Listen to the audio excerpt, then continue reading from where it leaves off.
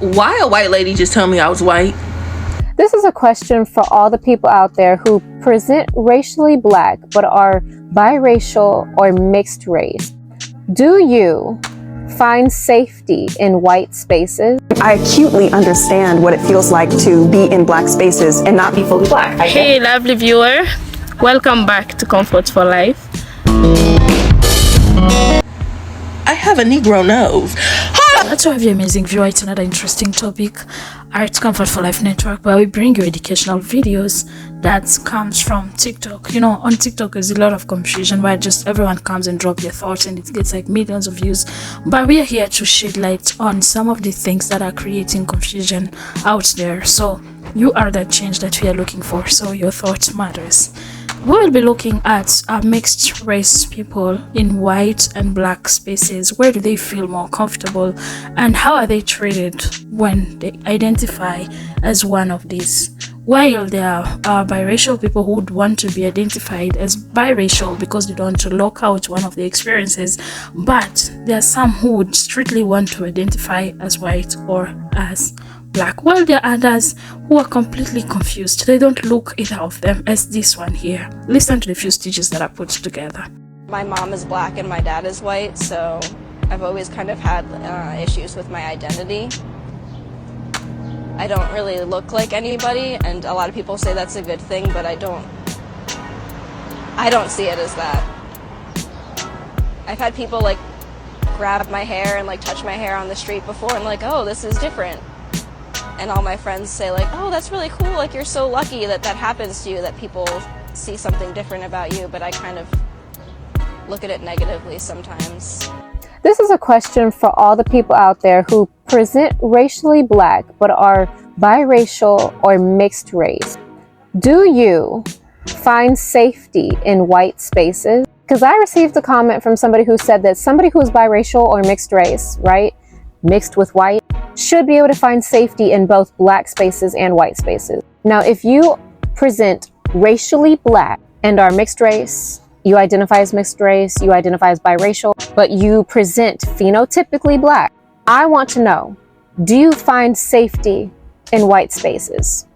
If you can, I would like you to duet this, stitch this, leave it down in the comments, and I just want to see what the responses are going to be. Because it seems like there's an overwhelming amount of white people who think that if you have a white parent, you should find safety or feel safe in white spaces. So y'all go ahead, do the thing. She said that white people have commented and said that if you're biracial, you should be able to feel safe in white spaces and in black spaces. And that's not true. At least for me. I won't speak for everybody, but for me, it's not true. When I am in predominantly white spaces, I don't get to be myself. Ever. I have to be somebody else, right, to placate white people. I am not allowed to be my true, authentic self. And even around white family, close relatives, far relatives, things of that nature, it doesn't matter. I've never felt like I could be myself around those people. But when I'm around my black family or any black people whatsoever, I can always be my authentic self. And there is something to be said about that. And there's something to be said about the safety and feeling that you can be your authentic self. So I guess to answer your question, no, I've never felt the safety in white spaces. And I mean, hey, props to people who do. But I don't know of many people or of anybody really, any other biracial person that does feel safety in white spaces. After my appointment this morning, we walked to the front of the hospital. I called a lift and we were sitting there, at like the main entrance waiting for the lift. And since I was waiting for the lift and tracking on my phone, I wasn't allowing my son to have my phone back because he usually will put his headphones on and use my phone in my appointments if he has to come with me. He started happy stimming and he was just twirling in a circle singing Bad Day. He loves that song and it is the cutest thing ever. He spun so much though at one point he actually fell from being so dizzy.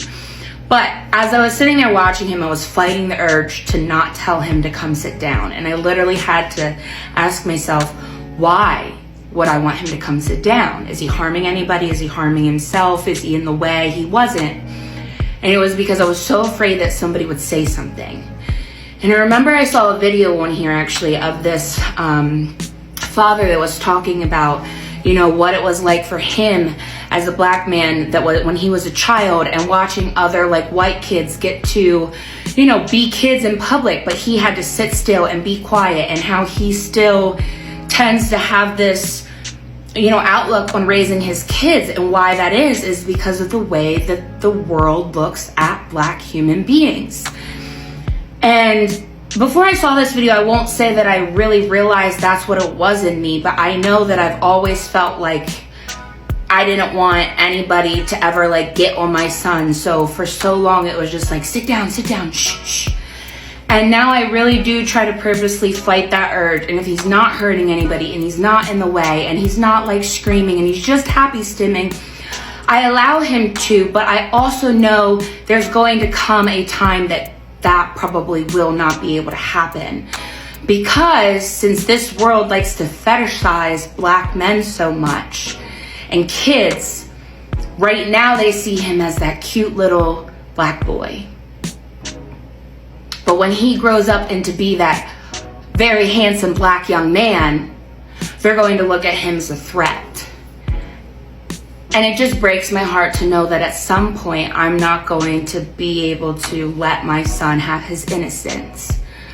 And I'm still learning, you know, as a biracial black woman that was unfortunately raised by a white woman and a black man that did not do their job.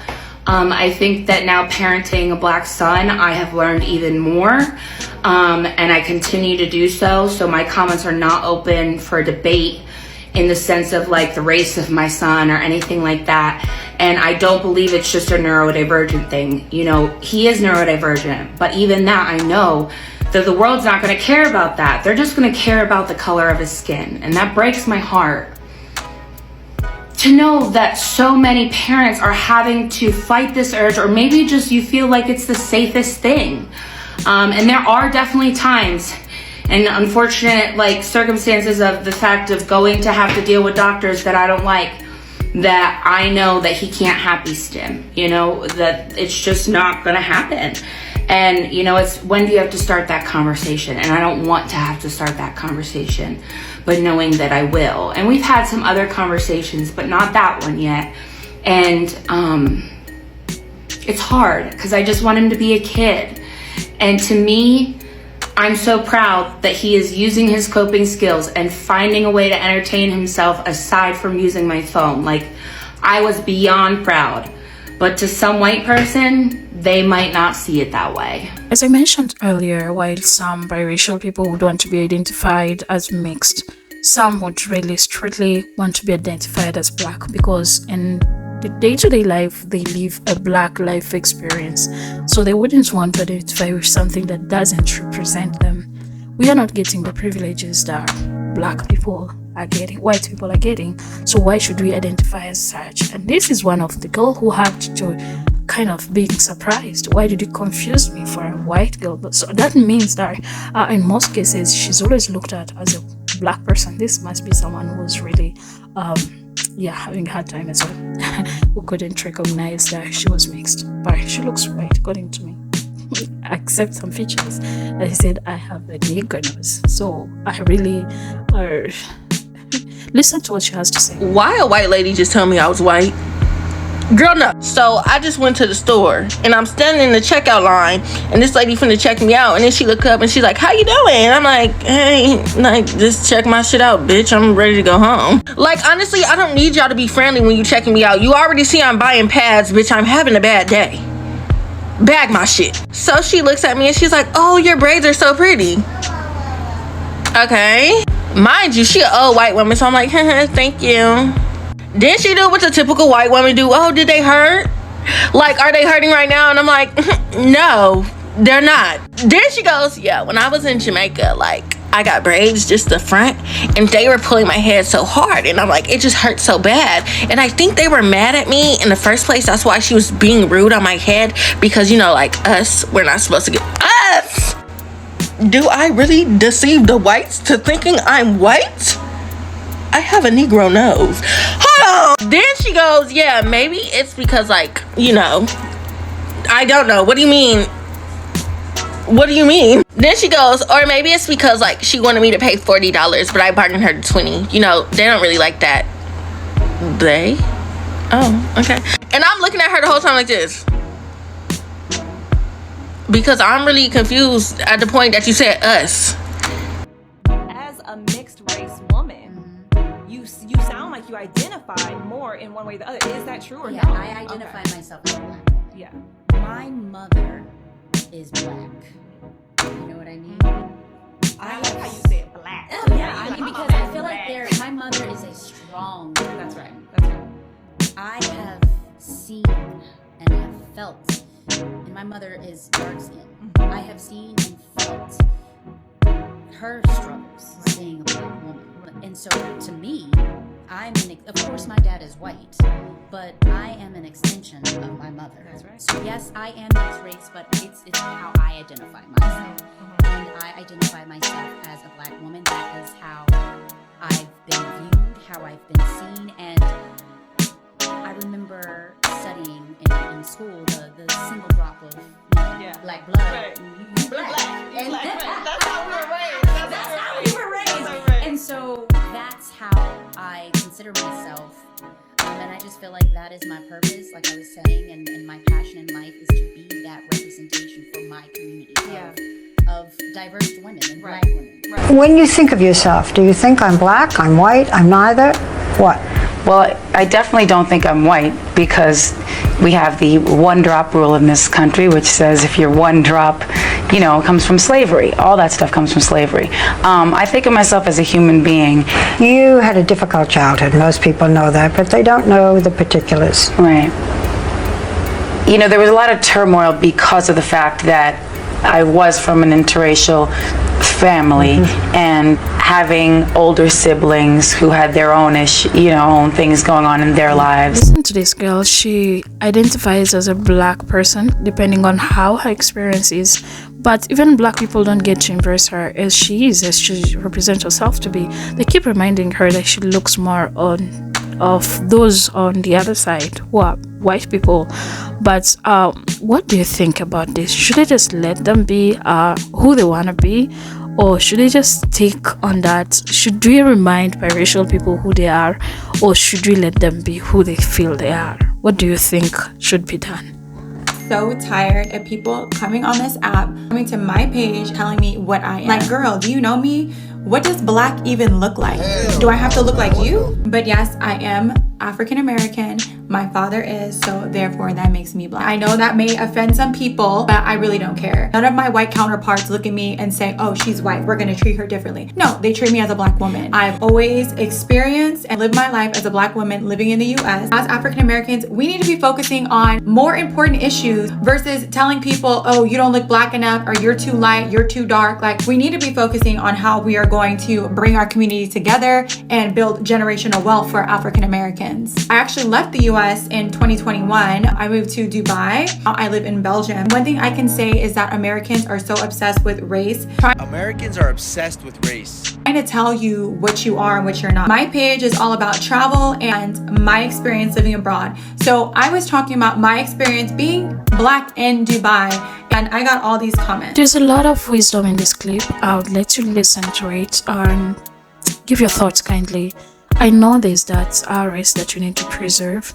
We need to preserve that purity of the black race. You have to be black.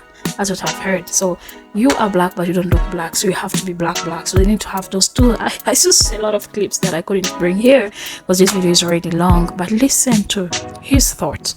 What do you think about this? I kind of identify with this a lot.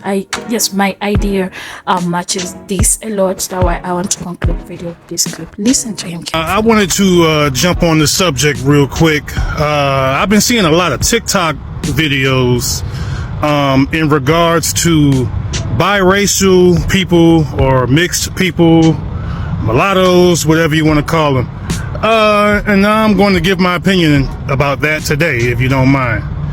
A lot of the content that I've been seeing in regards to biracial people are explained on the lines of they're not black. Mixed people are not black. Biracial people are not black. They're not black. They're not black. They're not black. And I believe that you're stating the obvious. I mean, that's obvious. No, of course they're not full black. They're not 100% black. That's obvious. We all know this.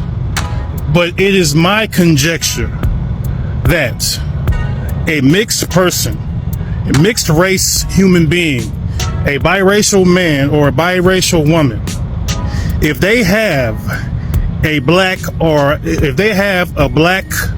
African mother or a black or African father, either or, if they have, this is a qualifier, you know, if you have a black mother or a black father, and this is the key part, if you identify yourself as black, then you black. That's how it go. That's how the game goes. I'm gonna say that again.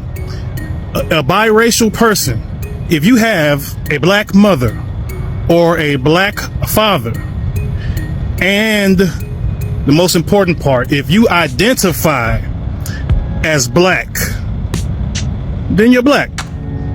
Point blank, period, simple, end of story. If you don't identify as black, if you're quote unquote riding the fence, or if you're claiming both sides of your family, both sides of your race, then you are considered biracial. And you're biracial. You're not black completely, you're not white completely. You're never going to be fully accepted on the white side, and you're probably never going to be really fully accepted on the black side. I think you'll be more accepted on the black side because we accept everybody.